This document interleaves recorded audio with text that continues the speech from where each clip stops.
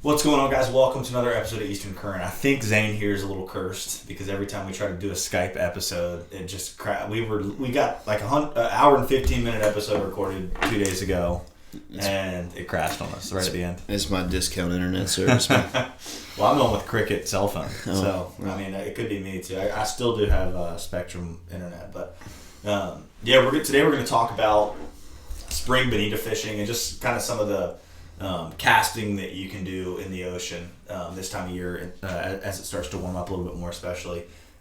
We did an episode not too long ago talking about kind of nearshore bottom fishing vertically for sheep's head and tog and redfish and black drum and all that. But we're gonna really take a look today at like bonita in particular, but talk a little about albacore, maybe some Spanish mackerel, and but specifically how to target the bonita this time of year. I do want to say this episode is sponsored by First Class Glass here in Wilmington, North Carolina. They do anything from small gel coat repair to full boat restoration. You can get your motors repainted. They can take an old beater boat and make it look brand new and do a really good job. Put new floors in it. Pretty much anything that you want to do with fiberglass, they can cover it, and painting and whatnot. So like I said, this episode is sponsored by them. I will link all their information in the show notes for the podcast as well as for the YouTube channel. But definitely go check them out. It's almost spring. Great time of year to go get your stuff done. And they got a really good turnaround. I know he does a bunch of the warranty work for a bunch of the shops here in town, a bunch of the big boat manufacturers. But they do have a good turnaround time, and you'll be stoked. Get that boat looking right before summertime hits. Also, go check out the Facebook group. Eastern Current Fishing. Check us out on Instagram, Falling Tide Fishing. Falling Tide _ fishing. Falling Tide _ fishing. Jud Brock Fishing. And then Eastern Current on Instagram as well. And I think that's probably it. If you do love the podcast, leave us a review on iTunes. That's another big thing that helps out a bunch. So, but we're going to get into it. Me and Zane have been talking a bunch. We talk a couple times a week about kind of what we're doing, what's going on fishing wise. And I will say that I think both of us are a little burnt out on doing the same thing so over and over. So we're both excited about some bonita showing up and being able to get out in the ocean and do it a little differently. Sure. But let's start out kind of talking about what it is, or let's talk. I think on the one we recorded the other day, we started with where do we find these fish? Like getting out there, what are we looking for, before we're actually looking for the fish? I guess we'll take it even back a step further. When we're looking for them. When we're looking for them, yeah. I'm trying to bust the inlet as first light is coming on. Like at when you can first see the bow of your boat, I'm trying to be busting the inlet. Yeah. And at first light, I'm trying to be setting on where I'm going to be fishing. Yeah. And that's just like a lot of pelagic species. That's the time they're going to be up top, feeding on top. You're able to visually fish for them. They're going to be busting on bait. I think you mentioned last year they were busting on some pretty big stuff. Yeah, some big baits. I'm trying to be out there early. You can definitely catch them if you can't get out there early, but I think the bite's definitely hotter in the morning. Hotter in the morning. For sure. So it's one of those fish that really plays true. I think a good place to start is any type of live bottom ARs you have, or any type of structure in the ocean that's going to hold that bait. Right. And that bait will rise to the top, and it'll bring the bonito with it. It seems like, I guess those fish rise to the surface because as the light starts to get up, it's going to be brighter near the surface. So everything can see better higher in the water column early in the morning. Sure, yeah. I mean, that's a theory. Yeah, I guess I don't know if the bait's rising to the surface or if they're chasing the bait to the surface. Yeah. I don't really know. I guess it depends on what they're eating for sure. But, I think a great place to start is any type of artificial reef or nearshore hard bottom. And then, you want to start with something along the lines of this. A small casting jig is a good thing to just have tied on always when you're in the ocean, but especially this time of year. And, you're able to unpin this and cast. And, a lot of times last year, I never made it to where I was going. Right. A lot of times you would get out and you bust the inlet and you have a destination in mind. You just kind of end up in the middle of nowhere, casting at busting fish. And then I think around, an hour after sunrise, you're fishing those fish pretty tight to structure. To structure, yeah. I agree. Do you feel like there's a water temperature that really keys you into starting to look for these fish? Is there a specific 58 degrees. 58 degrees. 58 degrees. Dude, it's crazy how like exact water temperatures can. It's make like not 57.6. Yeah. Like 58 degrees is when they're going to be here for sure. For sure. Yeah. And once they're here, I think once it varies a little bit. 65. I think almost 70 degrees. I mean, They were around for a while last year. It was weird last year. Normally, it's like a 3-week, like really hard, and then they're gone. But it was. Yeah, I was catching them. We were catching them. People were catching them kingfishing into like early June or whatever. Right. I think. I think that just shows. I mean, those fish don't mind warmer water temps if the bait that they want to key in on is heavily available. That's probably why they're staying around. You know, just like anything, the bait's there. They stayed. Yeah, they're comfortable in it. For sure. Hopefully we'll see a similar year to it. I mean, we didn't get any crazy cold weather. You know, we're kind of trending the same water temperatures as last year. Yeah. So hopefully we'll see another solid year of it. I hope so, man. I think it's just all blind luck when it comes to stuff like that. But yeah, for sure, it was a really good year last year, and also the spring albacore, man. I love so good. Yeah, I really enjoyed that last year, man. It was like and they just keep going and feel like it's not it's the same as the fall. Dude, yeah, the spring ones fight so much harder for some. Are you really noticed that? Because I feel like 100%. Okay, yeah, okay. Because I feel like, man, they'll just like they'll take everything you have on a 3,000, man. Just like and then they're a little. On average, a little bigger than more round, yeah, for sure. They've probably been down in Florida all winter. Just feeding on whatever, yeah. So, but they definitely pull hard. And I've heard that there's already quite a few out there from like 8 to 12 miles. 10 miles. 10 miles. I had a buddy catch a few 10 miles the other day. So if y'all are listening and want to go catch some albacore, this is a great time of year to have them to yourself. You got to a lot of times run sometimes a little bit further off the beach than you do in the fall, but that's not always the case. But if you're willing to do that, it can be amazing out there, man. You can just have it all to yourself. Just really acres of them. You really can, and it's fun. I mean, and I even caught some like just fishing the Liberty Ship last year for. I got a booger on my nose, I think. I even fishing the Liberty Ship last year. Yeah, I hung a few catching pigs out there, man. Out there. So, well, let's kind of dive into. We've gone through time of year. Let's talk a little bit more about where they're orienting. So, like you said, catch them in no man's land first thing in the morning. But do you start to catch them closer to the structure? Do you find it playing true that like larger relief, higher structure holds more fish or holds them more often or anything like that? Sure. So, I think just like any fish in the ocean, they're gonna be drawn to that big structure. The bait's drawn to the big structure. They're gonna be there. You can certainly catch them in smaller relief spots. Like I mentioned to you before, there was a specific ledge that's, I don't know, like 5 feet of relief, but you weren't marking any fish. It was the weirdest thing, you weren't marking any fish above the ledge. Right. But you would jig on that ledge and you would just catch them one after the other. And I think, I fished that spot. I mean, the bite wasn't as hot as it would be as on the bigger structures, but when those bigger structures have 60 boats on them, right? Yeah, it's nice to have those smaller spots to run off to. What's funny to me too is like last year the Liberty Ship had a lot of fish on it.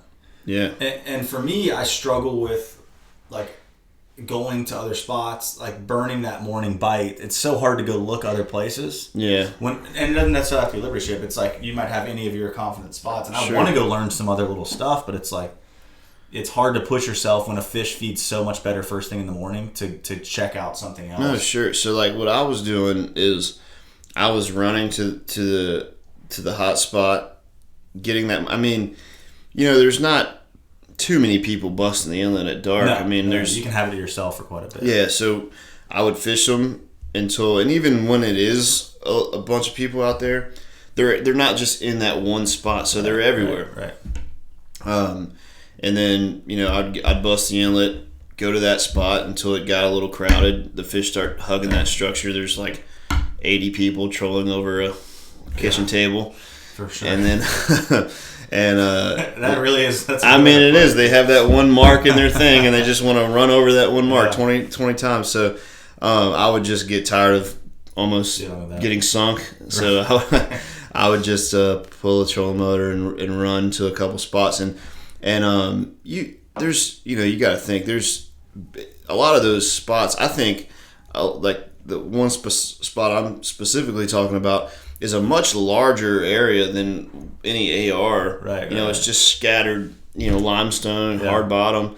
So it's probably holding more bait than anything. Yeah. But it's just, it is spread out, and the fish are certainly there, but they just have more area to cover. There's not that one specific spot that they all just congregate on after that hot bite.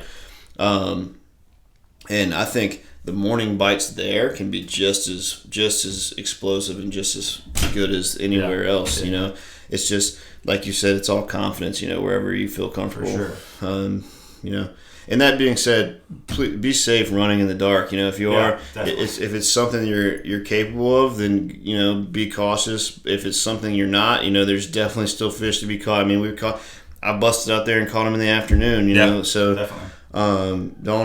Don't think you have to run with the lights on to catch them for sure. And you and I sat beside each other last year, middle of the day. Well, we got out there like noon and caught them. Yeah, so that was actually a pretty good little bite that day. That was that specific time. I did catch like 3 big albies, man. Yeah, we caught a couple albies. Yeah, and I was like, every time I caught, I was like, that's not a bonito, man. It's just like rip and drag. I hope it's a bonito, but it's not. Yeah. Elias that day was trying to do something. He was chumming. He was chumming with like tiny frozen glass minnows. Oh. He was like scooping them off. He ordered them or something. I can't remember where he got them. He always has some like off the wall. Dude, he was like, man, the head boats up in New York do this, and I'm sure they do. I know you can absolutely I have friends in Florida who use the same kind of thing. I'm not sure, they may be using little glass minnows, but they're just scooped. They have they use like a T thing. And they're just like steadily doing it, and they'll fly fish the falsies in the chum slick. Yeah, so if they have like a fly client that's out there, whether they're trying to do tarpon or anything really, and the inshore bite slow, they'll go out to the pass and just kind of just chum up the albies and catch them on fly. That's super fun. Which probably would work here, and I don't know about in the fall because they're definitely. Well, there's so much bait here when they're here usually. That's why they're here. That's why they're here. It's just different with those things down there, man. It's funny, man. It's crazy how different it can be. Like how they're the same fish, but they just water act temperature. So differently. Yeah.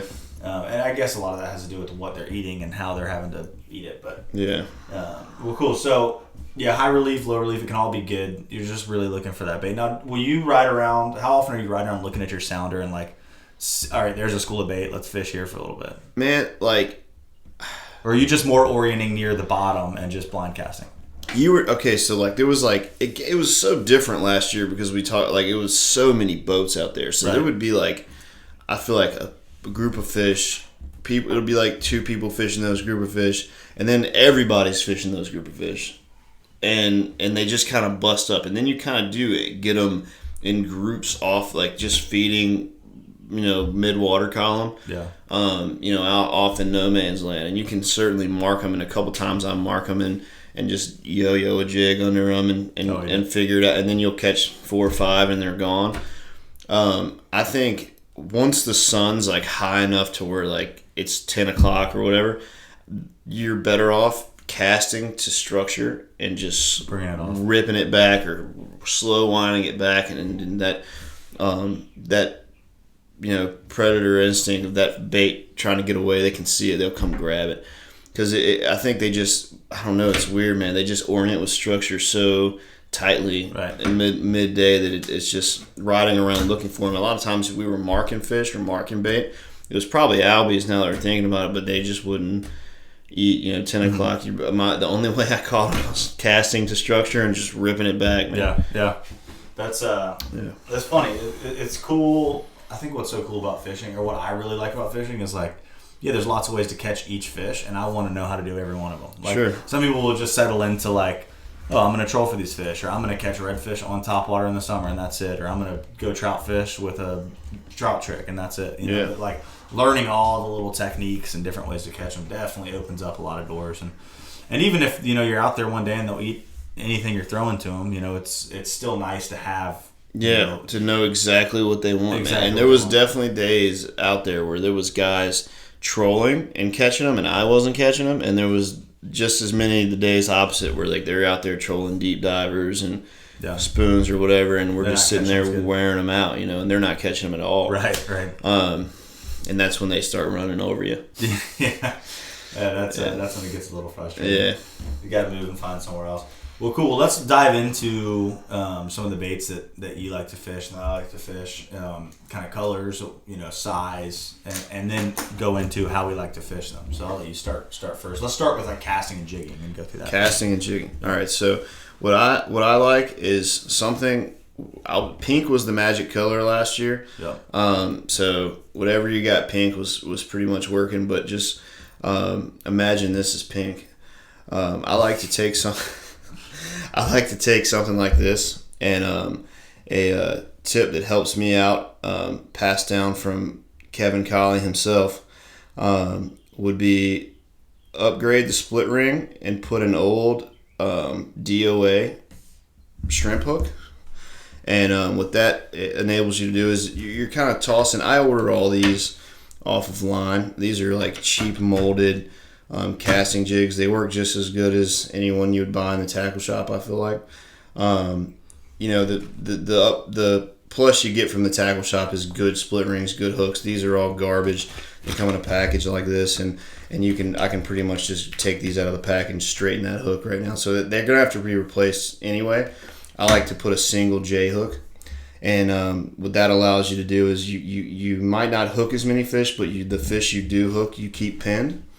And you can also muscle down and crank something in with this hook. This is like I think Mustad or VMC. I don't know what DOA uses, but it's I'm pretty sure it's a Mustad hook. It's stout, man. Yeah. It's a stout hook. You can.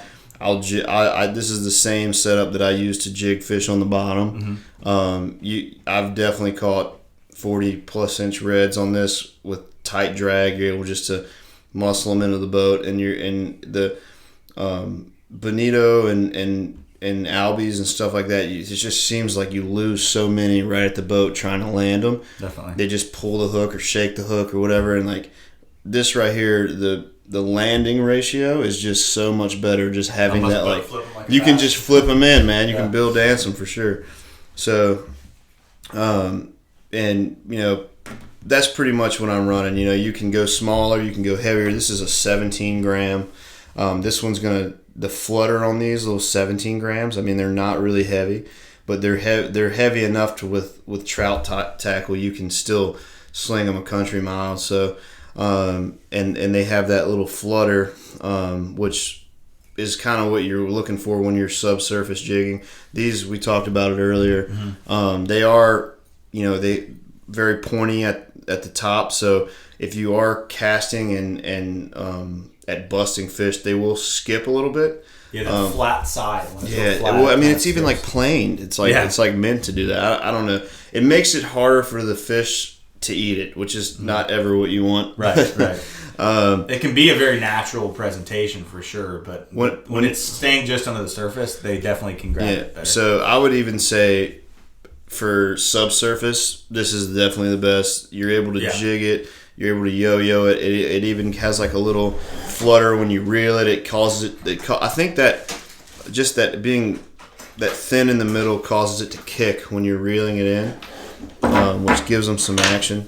And speaking of size too, that was one of the fun things about the Bonito is like sometimes throwing a bigger jig helped out. With the albacore, a lot of times I feel like you're smaller the better. Yeah. And sometimes they'll get on a certain bait and it really doesn't matter. Key it in, having a little bit of stouter rod to throw a heavier jig can definitely help grab some bites. Sure. This is one that I'm excited to throw. Like this guy that makes these jigs for me.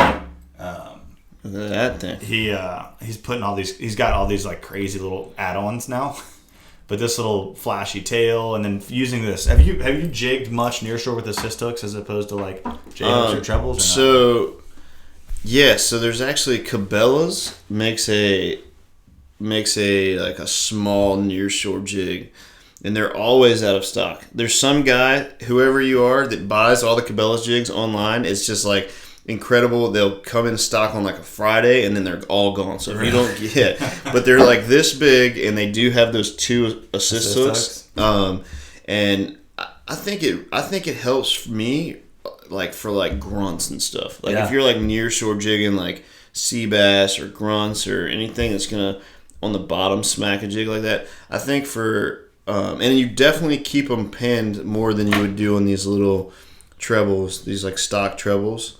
But I think for me, I like this, and I mentioned before, because I like to put a gulp on there sometimes. Yeah. And so like you can put those little gulp, like a 3-inch shrimp or like a curly tail on this, and it just gives it that. Does it want to slide off the hook pad, or since it's kind of sharply bent, it stays on? It's on there, man. Nice. So, and even if it does come back a little bit, like it doesn't matter. It's just there for like it gives it like a weird like swirly action, and it's for more than anything. I feel like it just smells. Yeah, a little scent. So why is that shrimp biting the butt of that bait fish? I don't know. I got to figure it out. Sure. So, but yeah, that's sweet. I haven't played around with tipping the jigs with a gulp, but man, I fished with a guy local here who like we went out a couple years ago, and he was chicken, and I'm fishing a bucktail and gulp for flounder, and he's fishing this and just like, I mean, stomping me, man. Wow. Like over and over again. I'm like, okay, let me see what you. I'll try it out. That's awesome. Yeah. So is that your go-to for flounder now too? If you're flounder fishing, this is it. If I'm not fishing, like there's areas like the other side of the shoals that I just always do better with live bait. Yeah. But like in the clear water that we have, I feel like they see like you're jigging this up. I think that's the case because it's just loaded down there, and you can just flip that live bait and catch them. Yeah. But here, like on a little more heavily fished areas, I think they see that like I'm jigging this pretty high, and then just like serving it back down to the bottom. Yeah. And you'll catch gray trout. You'll catch grunts on this thing. Wow. You'll catch, I mean, I've been on a spot fishing with a guy with live bait, and you're just catching redfish after redfish with this thing, just because it's like a reaction bait. They can see it in the water column from a long way off. Yeah, it's coming up and falling back down. Falling down. It catches their eye. It's flashy, and they come out and they eat it. So yeah, this is the deal. He actually it's a southern blend fish. Yeah. Uh-huh. He caught a big cobia on this. Did he really? Yeah, that's super cool. I mean, that if y'all take anything from this podcast, it's start rigging your jigs like that. Because another thing you talked about on our first recording that died is like how versatile that is. Yeah. To where if your bottom, bouncing the bottom and albacore pop up or whatnot. There's some fish. Yeah. You just pop the gulp off and you already have a casting jig. I mean, it's no and it's brainer, funny man. how just adding that gulp to that I've caught some flounder on metal jigs, but they don't typically eat them very well. No, but adding that. Well, I think I've definitely caught. Like I'll go out on a lot of times by myself, and I'll just be jigging this. Yeah. And I've definitely caught.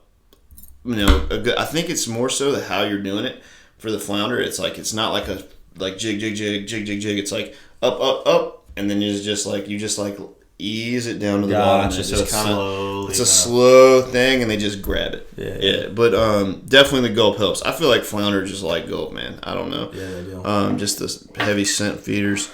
Dude, I was on the Berkeley website last night trying to order some stuff. Oh no! Everything is out of stock. I mean, I went through every one of their jerk baits in every single color. I was going to get some jerk baits, and every one was out of stock. I didn't look at the gulp, but if you were just doing power bait, you were just looking at like the power bait. No, I was just looking at their hard baits. Okay, I got you. Every hard bait was out of stock, so hopefully they're gulp. I mean, there's a lot of gulp at Intercoastal Angler in the tackle shops right now, but if you want to have the tackle you need for the spring, go ahead and buy it right now, because if it's anything like last year, and I know people haven't caught back up, it's like no one's caught back up, man. I was talking to I'm doing trying to put together a tournament, man, and I was talking to a couple boat dealers and manufacturers, and they're like, we're honestly not doing anything like that this year because like we don't have any boats to sell.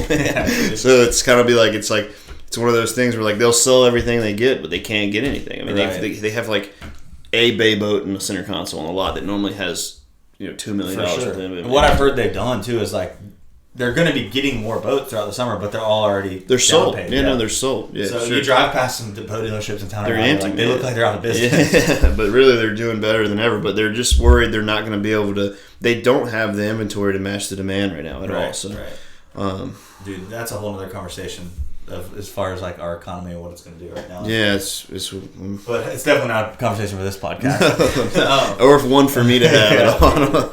Me either. Yeah. So. Well, cool. That's something that I'm going to definitely start doing more of. And I got a bunch of these hooks. I like to tie flies on that mustad hook. Right this is the 2-aught mustad hook. This one I believe is this one came out of a DOA shrimp, I believe, or maybe not. It's a little short. This one's a 3-aught. So whatever one's in the DOA shrimp, if you get the tail bitten off or whatever, just take that, put it in a hook keep or a cup holder, and then now you have a casting jig. Yeah, that's sweet. That's super cool. Yeah. I want to take a break for 1 second. After this podcast, me and Zane are going to jump on and record another about 10-15 minutes talking about it's completely irrelevant to this, but we're going to dive into spring speckled trout fishing and just kind of some of the stuff that we look for in the spring. I meant to say that at the beginning of the podcast, but if you do like the podcast, you can go check out our Patreon page, and we'll be over there talking about spring speckled trout fishing. It's a great time of year to catch big fish. We're going to be dropping GPS locations as well. GPS locations. No, we won't be doing that. I don't want anyone to go over there and sign up for it expecting GPS locations, but we'll get back into it. I thought it was a good little segue time. So I think the one part we've missed about the jigging is the retrieve. Like, what is the retrieve as far as for Bonito? Let's talk about Bonito and albacore because you'll see both of them out there somewhere. So what's the big difference in the retrieve? So there was definitely times out there, in the past, last year, years past, that they want a varied retrieve where you're kind of like jigging it, reeling it. Yeah. Let that sink. Jigging it, reeling like it. Yeah, it's kind of going like this through the water. And I don't know if that's because you're trying to find where they're at or if they're just like sitting below it watching that. Yeah. And then there was times where like they would not eat it unless it was dropped to the bottom and just burned all the way in. I mean, as fast as you can. And great way to break a rod tip too. I had one eat it.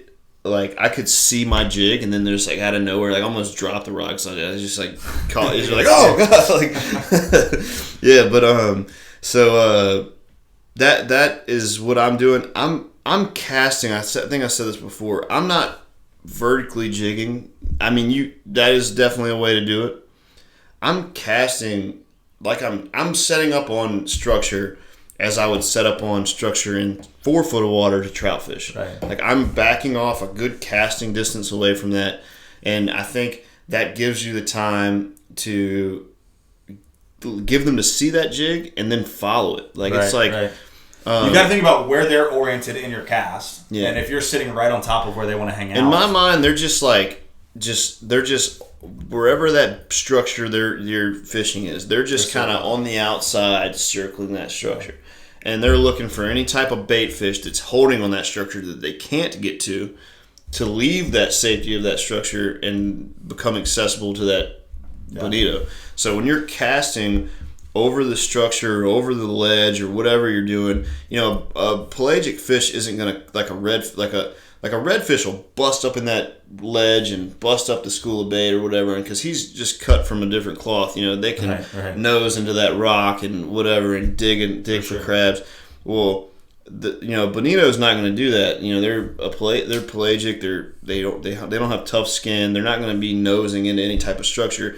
They're going to capitalize on whatever is outside of the safety of that structure. So the one fish that slips up. The one fish that makes the mistake. So you're hoping that they think your jig is that one fish, and you're casting, past the structure, letting it sink down to the level of the structure, and then bringing it back to the boat as fast as you can sometimes, varying retrieve sometimes, just to the point where they're going to think, oh no, there's one that was just there, and now it's getting away. Right. And then they'll just come and hammer it is the goal anyway.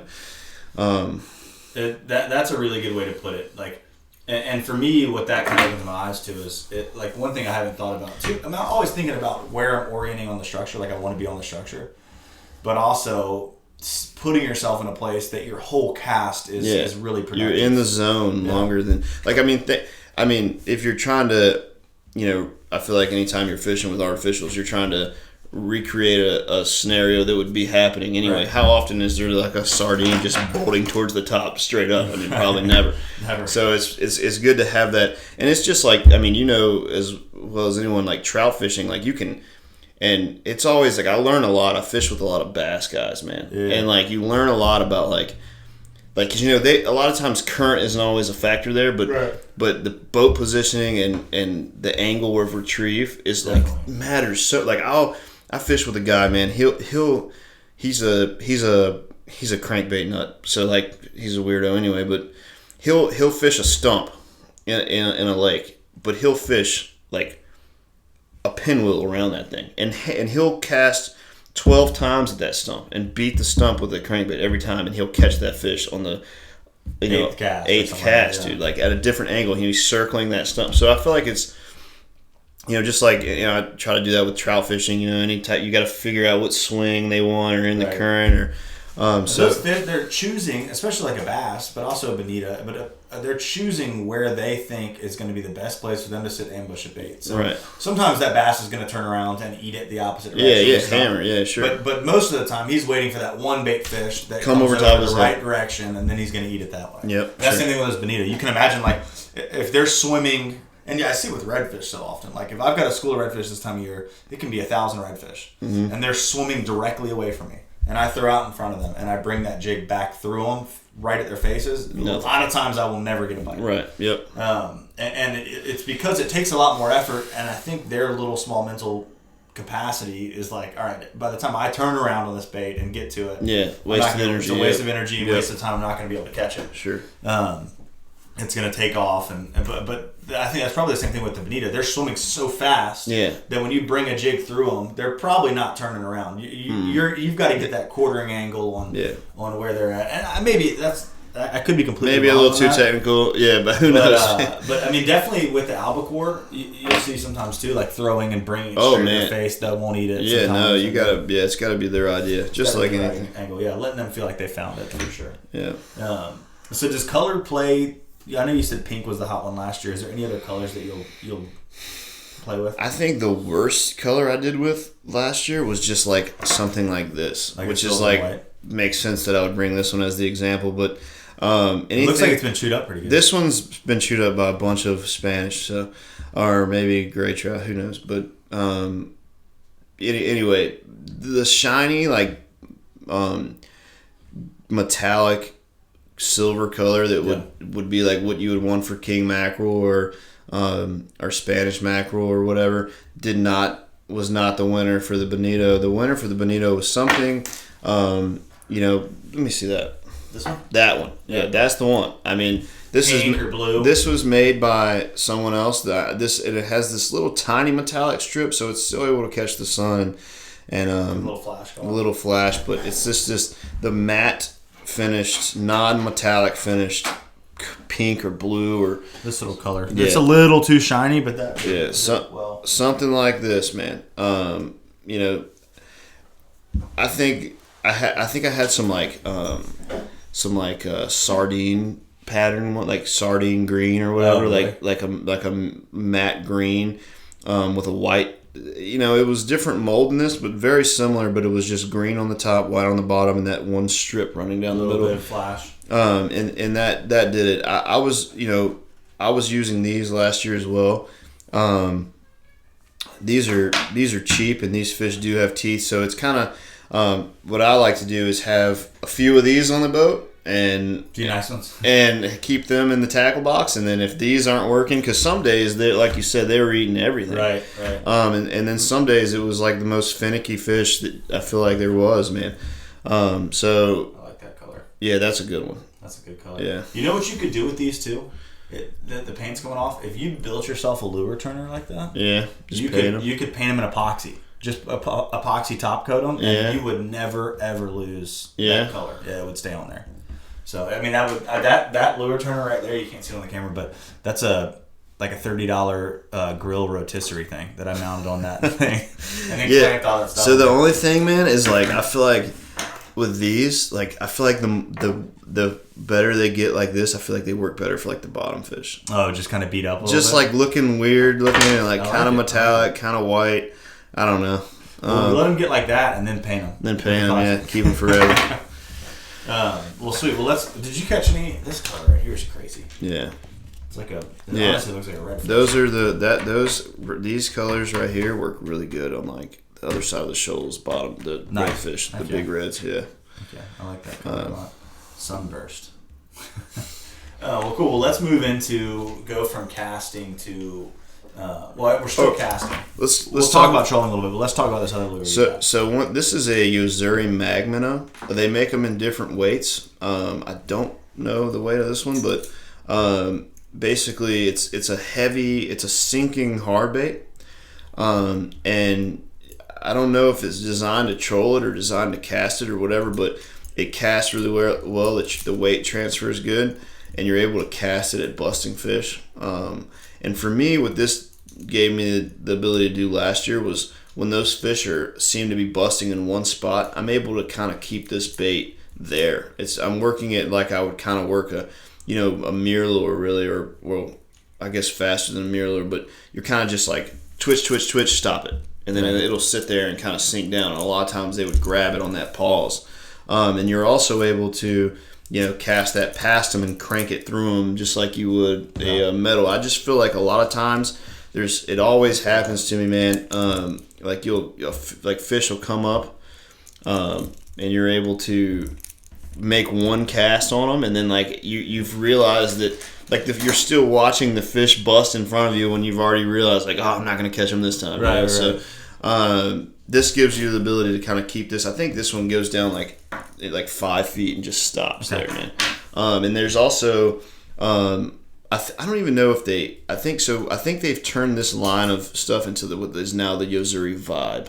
The Vibe, okay, yeah. Yeah, so like they make a small Vibe, which I think I need to go on and order now. Now that I just thought of that, but it gives you the ability to fish a hard bait that's still got that metallic, the pink, and you're able to kind of keep it in their zone, right, longer than you would be able to do with like a piece of metal or whatever. Yeah, that's cool. That's super cool. Yep.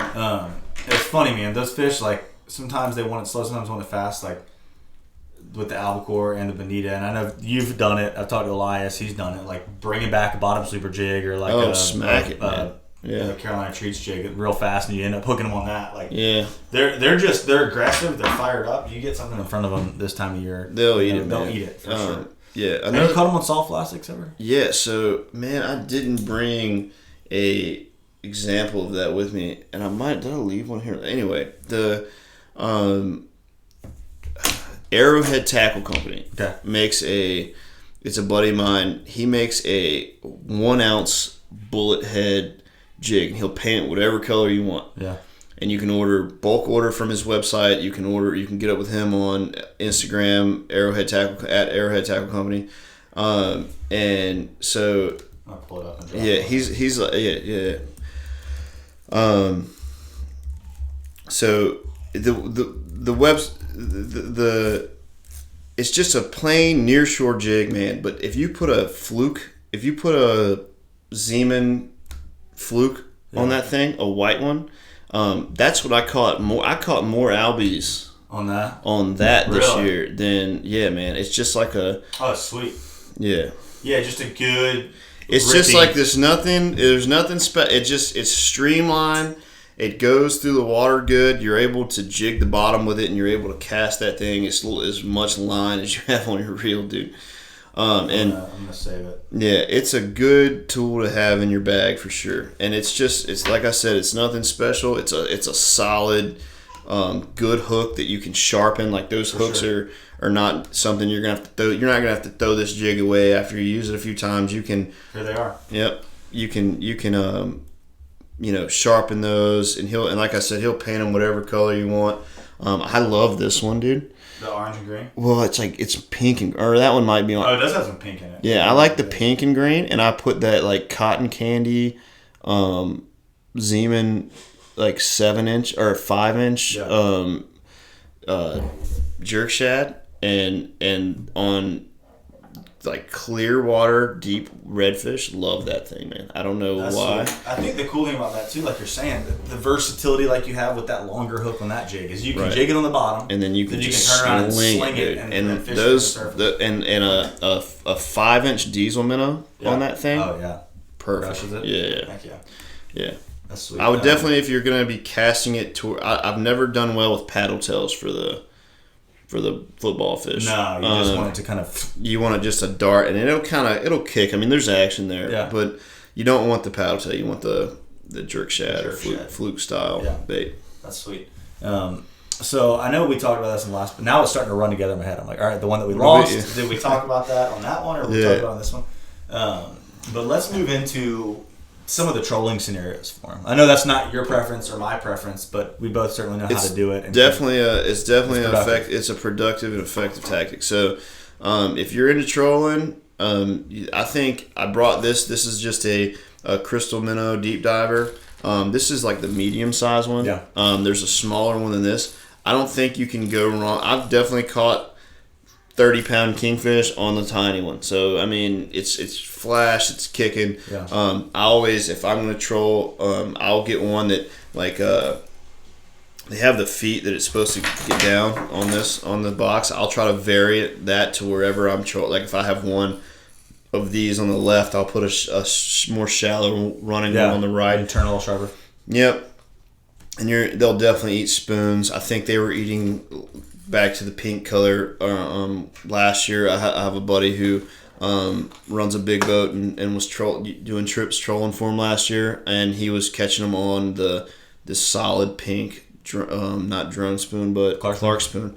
So definitely an effective tactic. I think what is good to mention at this point, a good segue was if there is someone casting at these fish, like it.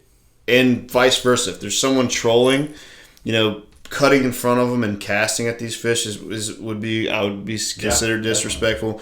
And I think it's equally as disrespectful if someone is set up casting at these fish and you troll right past them So I think a good thing to mention would be like if you came out there to troll and there's someone sitting there casting, I think a respectful distance away. A safe distance away, and try casting for them. Have a couple of these jigs in your boat. If the bite's not there, maybe say like, "Hey, you guys want to troll?" Or you troll for them, or troll past them or by them or whatever. But just when you come so close to someone that's casting, you're kind of ruining that. And I've seen just as many scenarios where, especially on the albacore and Spanish, you'll have people out there. Trolling and trying to troll for these fish, and people cut them off and cast for them. And it's all about respect when you're out there on the water, and just be respectful of each other. Treat people like you want to be treated. Always, but especially out there on the ocean, man. There's plenty of room. Plenty of room. But I think like I said, like fishing for them with jigs. If you're out there casting jigs at these fish, come up, just be respectful. Put your trolling motor down. Drop your anchor, do whatever, but just come off a plane and approach, the area slowly. Try not to throw a big wake. It's just all about, like I said, keeping it cool out there on the water, man.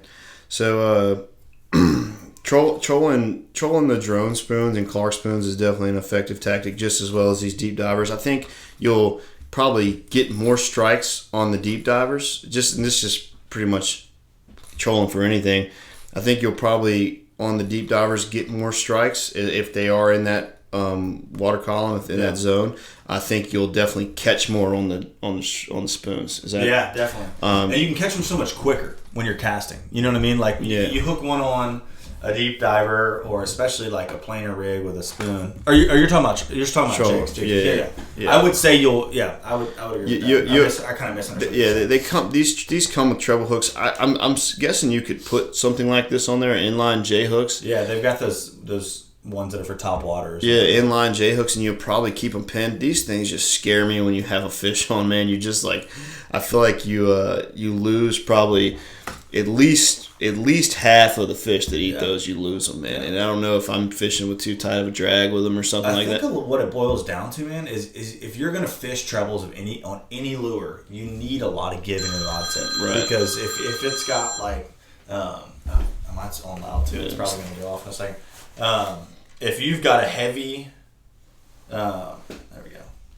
If you've got a heavier rod tip on it, there's really no give, and so and it's like loosening the drag I've seen doesn't really affect it at all. Yeah. It just needs to have that give where it's keeping the same amount of pressure as that fish pulls, Sure. So a lot of times fishing these on like maybe a little bit stouter live bait rod. Yeah. Like your king mackerel rod or something like that could do better. And I usually, if I'm trolling, I'll fish the little ones. I'll fish the big ones too, but I've got some little ones that are like this green and blue. Yeah. That do real well, and then I do fish the spoons a lot on number 2 planers. Yeah.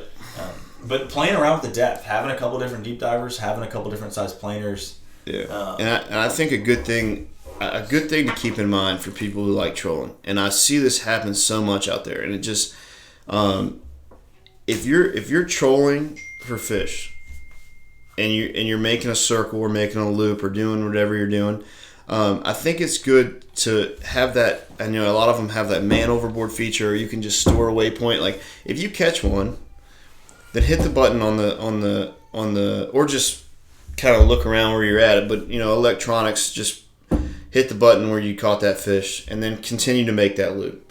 And then if you catch another one there, and another one there, and then they're all in the same general area. Well, those fish you got to think what's going on below the surface. Those fish are holding to something.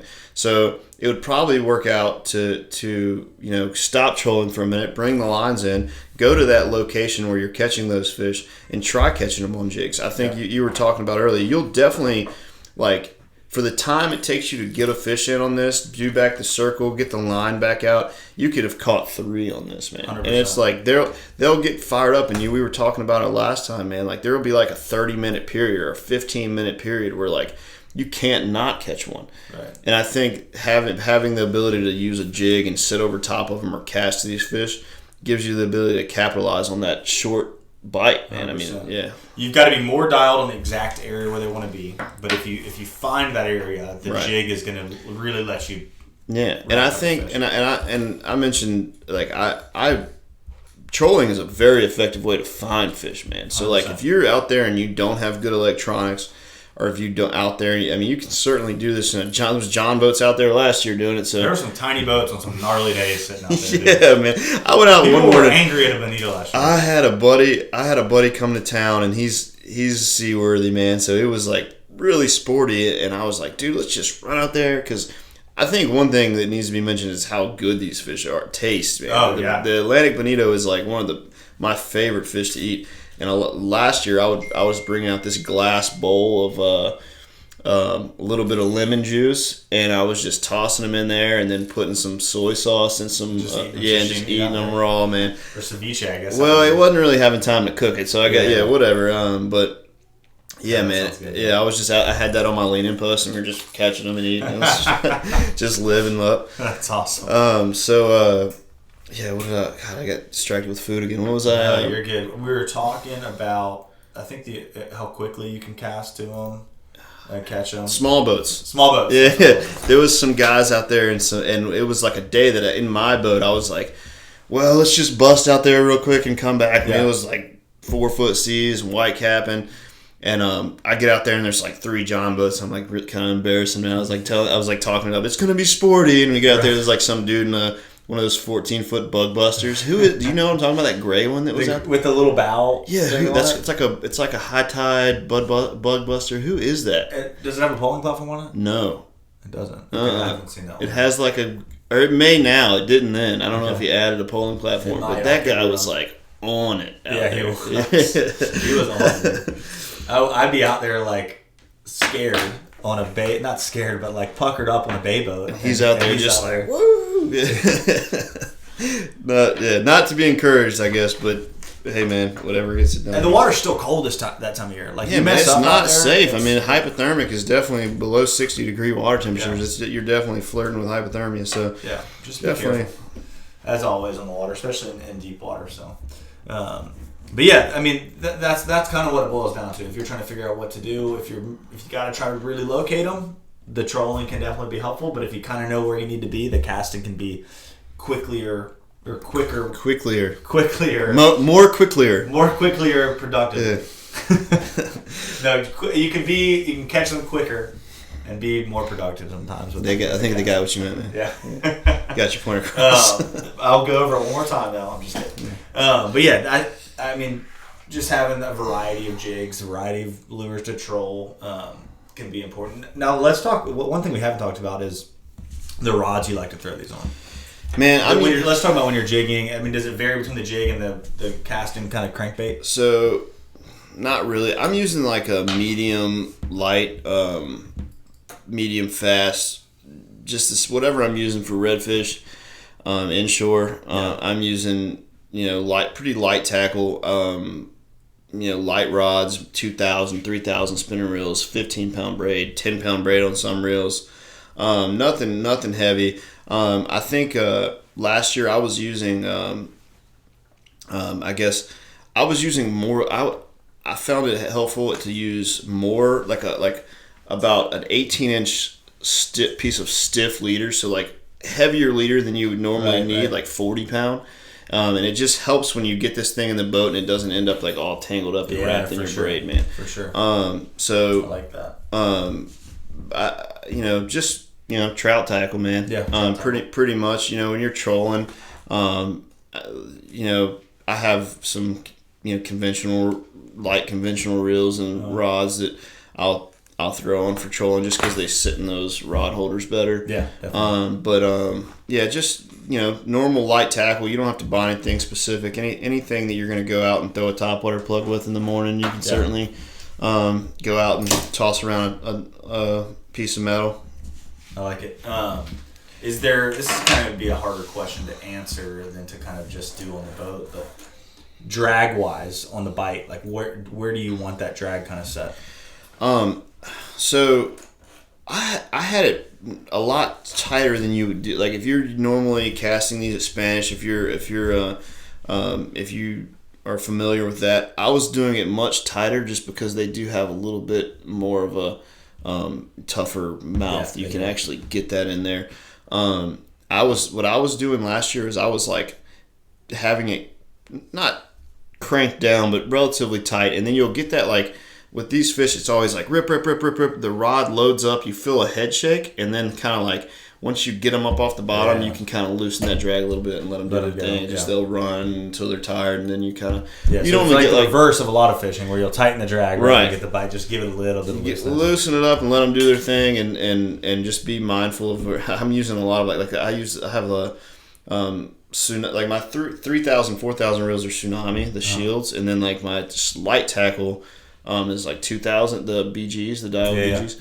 And those BGs are great for casting and trout fishing and redfish, but like their spool is so tiny. The 2000s are so tiny. So like a couple times last year I was out there just having fun. I'm like, oh crap! Like I'm almost out of line. Yeah, you can see the little rubber black backing in there. So you don't have to have it too loose, but they're explosive fish, and just like any explosive fish, they can definitely pop some line, man. For sure.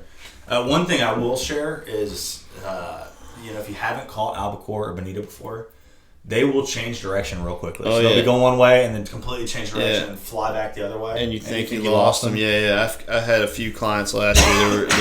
They would like kind of the same way, like, oh, it's gone, and they're like doing something else, and it's like, and with that, they'll break your rod. Like, they'll go away from the boat and they'll turn to come straight at the pressure. Yep, and they'll break it. And someone will be sitting there, like, I lost them. I broke so many rods last year, dude. They'll go right under and just pop you on the gun. Yeah. So be careful. Yeah. Don't think the fish is off until you got the jig back out of the water without the fish on it. Sure. It's crazy sometimes, especially near the boat. You'll watch them like go 10 feet one way, turn, fly the other way, 15 feet. Turn. I did a 4-person trip last year out there, and it was like one of those days, man, where it was just like everyone had a fit. Like I feel like from the time we came off plane to the time we jetted back in, like someone had a fish on. Yeah, and awesome. And it was, I had a video. I was standing up the back of the boat, and I was filming dudes like trying to. That's fun, man. That's all. You're like, I'm enjoying watching it. Yeah, watching you guys be careful with the rods. Yeah, man, it was.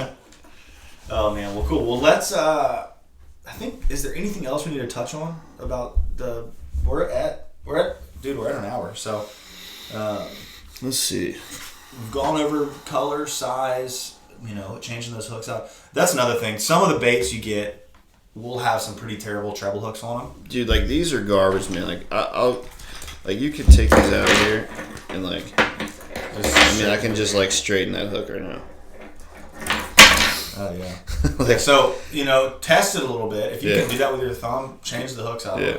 You can buy treble hooks pretty cheap, and color doesn't really matter as far as this fish. If the hook's like more of a white color or metallic black, or whatever, right? It doesn't matter. No, no, man. Don't you know that Spanish only eat gold hooks? I have heard that. Gold bear hooks. But that's the only other thing I can really think about is change it. You can try fishing these assist hooks a little bit, but I think they're more so designed for jigging on the bottom. Yeah, because it keeps that hook straight up. Yeah. Yeah, straight up and down when that fish grabs it. But yeah, I mean, definitely change the hooks out to a little bit stouter. These are some Mustad trebles that hold up pretty well. Right. It's all about the J hook. Hard to really see these. It's all about the J hook. Yeah. I'm telling you. It's just like the versatility, I guess, is just what really helps me. It's just like you said, you can go bottom fish with these and don't even have to like change rods. You can rip this to the top and make a cast and catch a Spanish that's or sweet. That's whatever. Sweet. I'm gonna have to try that out. So, well, guys, I think that's it for our Bonito. We might try to get out and do a little video catching them at some point when they show up. But if you have any questions or comments, leave them. You can leave them on the YouTube video. We'll try to answer them if we didn't answer them already. I think that's it. Remember, we're going to go over and record for Patreon right now just a little bit about spring trout fishing, kind of some of the stuff that we look for. Book a trip. Book a trip, yes. If you want to go catch some bonito, if you want to have some fun, and they're great table fare, I think they are delicious. One of my favorite, definitely my favorite in this species, like the mackerel, the mackerel variant. These are by far, you just seared on a grill, eaten raw, whatever, man. They're just really mild tasting, like great flaky fish. They are. Yeah, there's kind of like, when you're saying that, it just reminded me of last year. There's like always this little buzz in the air when Bonito are around because everyone's just kind of stoked. Everyone's happy to go get some food. Yeah. It's a fun time of year. It's a good thing. If you're not doing it on your own boat, and even if you have your own boat, call us. It's a cool type of fishery that we're happy to share with you. And there's so much, man, like so many, like last year we would go out and catch 10 or 15 of these things and you have a big cooler full of fish and you can go. There's so much going on in the spring. Trout fishing, not to mention, that was very good last year and more consistent year than I've had on the spring trout pretty much ever. I think last year was really good. So trout, sheep's head is just like insane this time of year, and it's the big ones, man. You're getting those migratory fish that are moving back up into Chesapeake Bay, even more north to New Jersey or whatnot. So it's a good time to go out there and get it all done. There's plenty to do. So yeah, it can be a very productive and a lot of variety in your species. Fall and spring for me, it's like I wake up every morning, I have no clue what I want to. Plus turkey season too. So I know. I'm itching to do some turkey hunting, but yeah. So I'll link all Zane's stuff on here. It's falling tide _fishing on Instagram. Yep. Mine's Jud Brock Fishing. And if you are interested in extra content, go check out the Patreon page. We're going to hop over there now and talk about spring trout fishing. But thanks for checking it out, guys, and we will see y'all next week. Later.